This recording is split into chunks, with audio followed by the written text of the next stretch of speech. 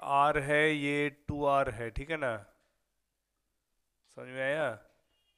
ये दो concentric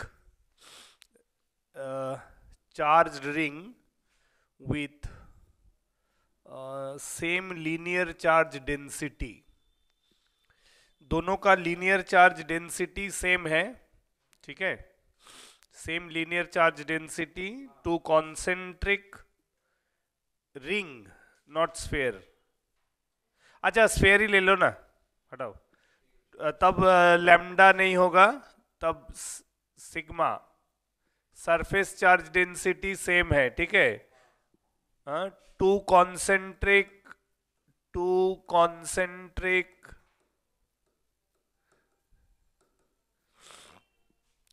to concentric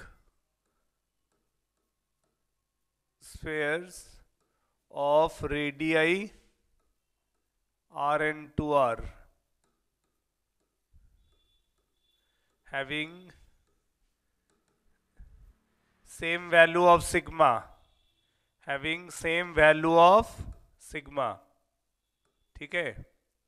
यानी सरफेस चार्ज डेंसिटी सेम है। क्लियर है?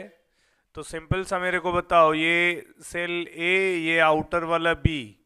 अब मान लो मेरे को इस लाइन में एक ए टू बी एक स्मॉल क्यू को शिफ्ट करना है, ठीक है? What will be the work done?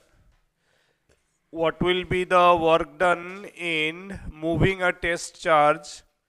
What will be the work done in moving a test charge from the cell A to cell B?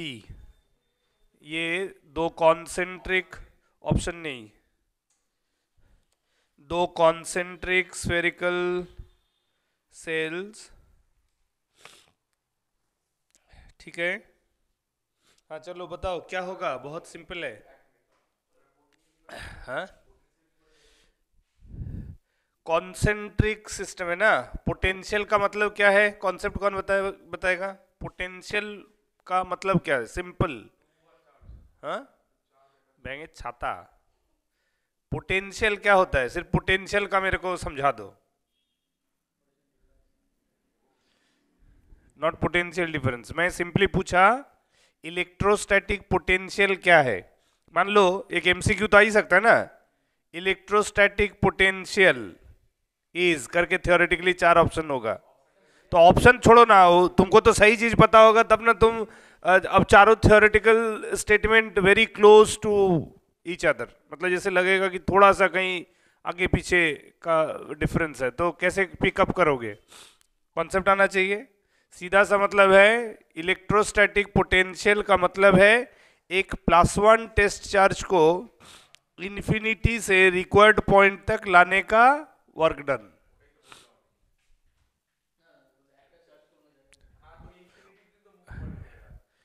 मारबो ना काटा, एक फाइनाइट से दूसरा फाइनाइट में जाएंगे तो काहे के लिए पोटेंशियल कहलाएगा वो? एक दूसरा है कि वो भी जो टेस्ट चार्ज है उसका भी स्पेसिफिक होना चाहिए, वो 1 यूनिट कूलम चार्ज होना चाहिए। मतलब अगर ये मेरा कैपिटल क्यू चार्ज है कहीं, इससे आर डिस्टेंस में मेरे को यहाँ पोटेंशियल पूछा, सीधा मतलब है कि मैं इन्फिनिटी से +1 चार्ज को अगर इन्फिनिटी से यहाँ ला रहे हैं, समझ रहे हो कि नहीं? तो जो वर्क डन होगा in bringing +1 charge from infinity to this final point, वो वर्क डन का calculation is the potential due to this fix charge at this particular distance. समझ में आया? ये पोटेंशियल का मतलब होता है।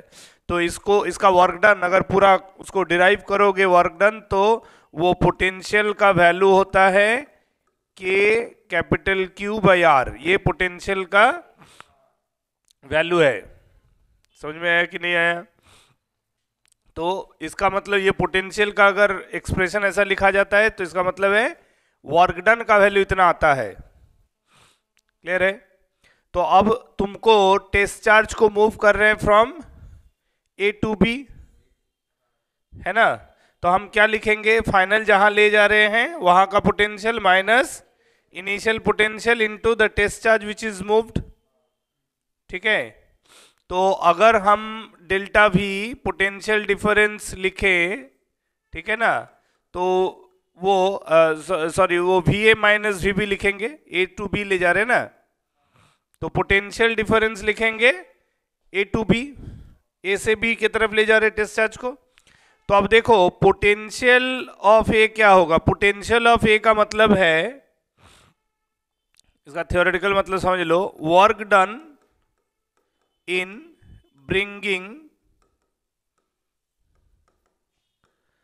+1 coulomb test charge from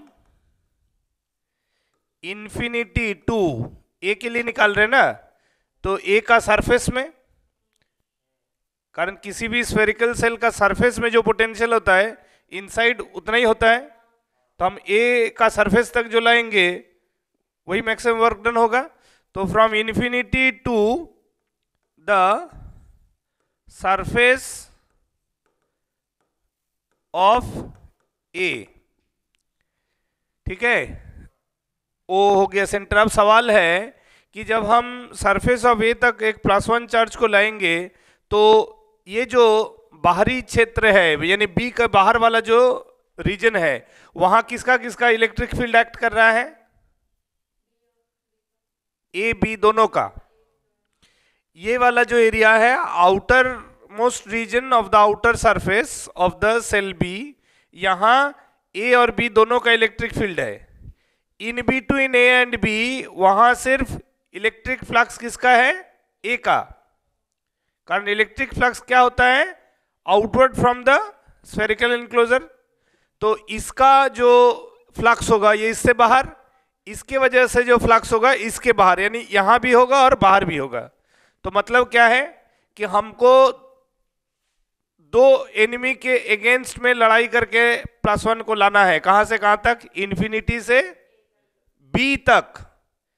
B के बाहर भाई दो प्लेयर लड़ रहा है, दोनों का इलेक्ट्रिक फील्ड है, electric field line due to A, electric field line due to B, दोनों प्लेयर है बाहर। समझ में आ रहा है कि नहीं। तो जब +1 चार्ज को लाएंगे तो दोनों के फील्ड के अगेंस्ट में नहीं जाना पड़ेगा, हाँ या ना। तो इसका मतलब है कि जो वर्क डन स्केलर क्वांटिटी है, ठीक है, तो ये जो पोटेंशियल है ये होगा work done against field by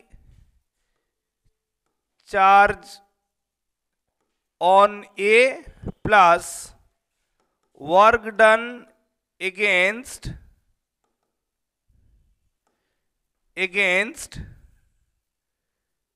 field, समझ रहे हो कि नहीं, बाई चार्ज ऑफ बी। दोनों चार्ज की वजह से इलेक्ट्रिक फील्ड का एग्जिस्टेंस है ना, तो प्लस ए जो ए का चार्ज है उसका existence infinity to the surface of A तक है, और बी का जो फील्ड है वो infinity to the surface of B तक है।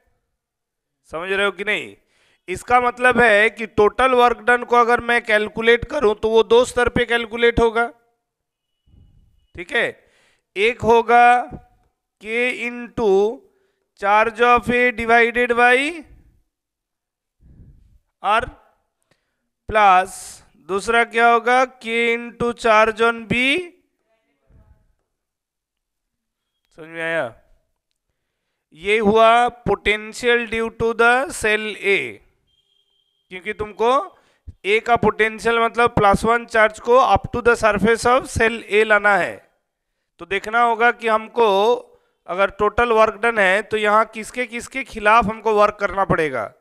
तो इन्फिनिटी से बी तक हमको दोनों फील्ड के खिलाफ काम करना पड़ेगा, और इन बी टू ए हमको सिर्फ ए का। तो इसका मतलब ए का जो फील्ड है उसके खिलाफ वर्क कर रहे हैं infinity to the distance R, और बी का जो चार्ज है उसके खिलाफ वर्क कर रहे हैं infinity to the distance 2r। तो स्केलर क्वांटिटी दोनों के चार्ज की वजह से अलग अलग वर्क डन लिख दिया। ये हो गया हमारा टोटल पोटेंशियल ऑफ ए। समझ में आया कि नहीं आया। अब चलो similarly potential due to the charge on cell B, अब हमको जब पोटेंशियल ड्यू टू बी लिख रहे हैं तो इसका मतलब है कि अब हमको +1 चार्ज को कहाँ लाना है, सरफेस ऑफ बी में। अब जब हमारा जो क्लोजेस्ट पॉइंट जहां तक लाना है चार्ज को वो खुद ही आउटर मोस्ट सरफेस तक है, तो बी के रेस्पेक्ट में A is an enclose charge.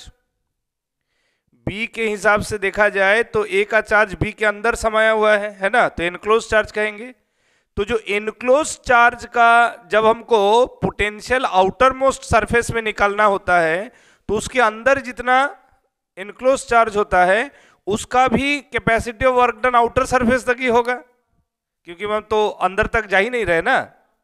तो इसका मतलब potential due to cell B हो जाएगा K Q A by 2r plus K Q B by 2r। समझ में आया कि नहीं आया? समझ में आया कि नहीं आया?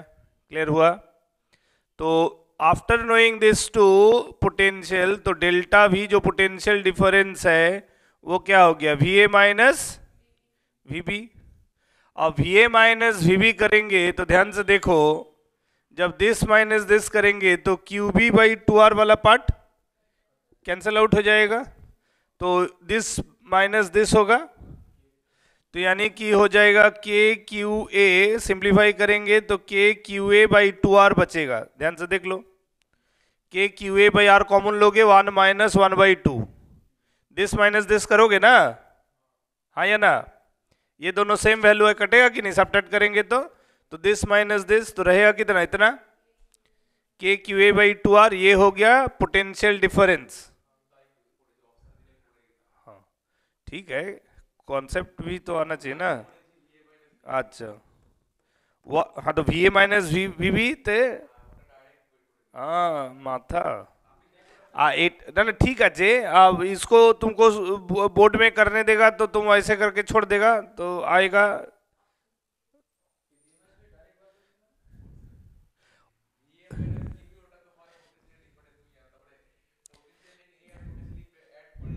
কিন্তু ইন্ডিভিজুয়ালি কনসেন্ট্রিক সিস্টেমে কোনো একটা সেলের পোটেনশিয়ালে যে শুধু তার চার্জের জন্য পোটেনশিয়াল হয় না, হ্যাঁ সেটা জানো তো? তাহলে ঠিক আছে, তাহলে ওয়ার্ক ডান হয়ে গেল the test charge which is brought और moved from A to B. So ये हो गया हमारा वर्क डन वैल्यू। समझ में आया? टेस्ट चार्ज को मूव किया कहाँ से कहाँ किया, ए टू बी।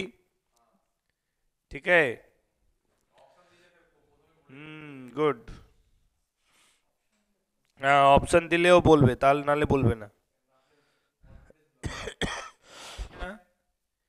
एक uniformly charged semi circular ring, ऐसे ये सेमी सर्कल हुआ ना कि नहीं हुआ? हाँ, तो ये एक यूनिफॉर्मली चार्ज्ड सेमी सर्कल, इसका जो सेंटर होगा ये सेंटर, ठीक है, ये मान लो ए बी सी एक सेमी सर्कल या ए बी डी कहो, तो इसका सेंटर हो, इसका रेडियस ए, इसका लीनियर चार्ज डेंसिटी लैम्डा। तो कह रहा है कि इसका इलेक्ट्रिक फील्ड सेंटर पे क्या होगा? हाँ ऑप्शन दे क्या?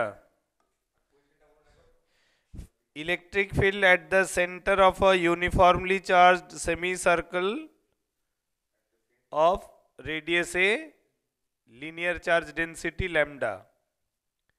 ठीक है,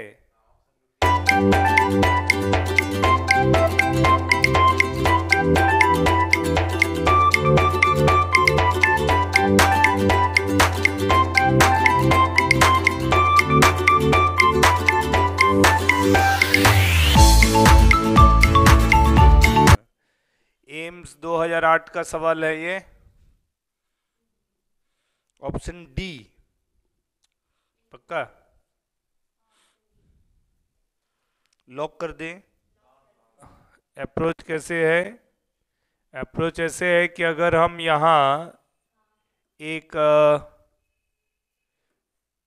सेगमेंट लेता हूँ मान लो, और बिल्कुल उसके इधर एक सिमेट्रिकल सेगमेंट यहाँ भी अगर ले लूँ, डीएल लेंथ, ये भी डीएल लेंथ, ठीक है, तो पता चलेगा कि ये दोनों डीई फोर्सेस होंगे ऑन दिस +1 टेस्ट चार्ज। जहां भी इलेक्ट्रिक फील्ड निकालने का मतलब क्या है कि वहां एक +1 चार्ज एज्यूम कर लो और उस पर फोर्स निकालो।